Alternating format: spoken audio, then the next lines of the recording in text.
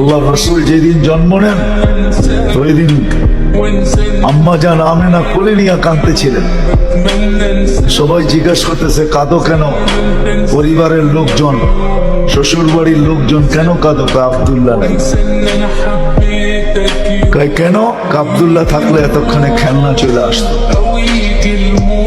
আল্লাহ যেন কানে কানে বলতেছিলেন আমেনা কাঁদিস না, আব্দুল্লাহ খেলনা আনলে কোথেকে আনবে? মক্কার বাজার থেকে। পাথরের আনবে, কাঠের আনবে, প্লাস্টিকের আনবে, মাটির আনবে, সূর্য ডুবতে দে, চাঁদকে খেলনা বানায় পাঠায়। আর ঘটছেও তাই। আবু তালেব বলে বিকালে যখন শোয়ায় দিছি, সূর্য ডুবার পরে যখন শোয়ায় দিছি, চোখের উপরে বাদাল কামরু আইয়াদনু, চাঁদ দ্রুত গতিতে নিচে নামতেছিল।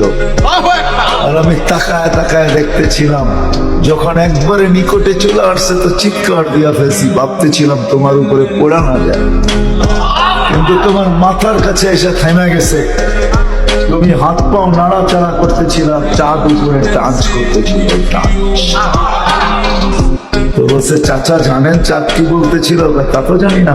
বলে আন্নাল কামারা ইউগান্নিনি ওয়া ইউহাকিনি ওয়া ইয়ামনাউনি মিনাল বুকা। চাঁদ আমাকে ছন্দ শুনাইতেছিল, কান্না থেকে বিরত রাখতেছিল। আমি যেন না কাঁদি, কাঁদলে আম্মার কষ্ট হবে। আল্লাহ চাঁদকে আমার সাথে খেলার জন্য খেলনা বানায় পাঠায়।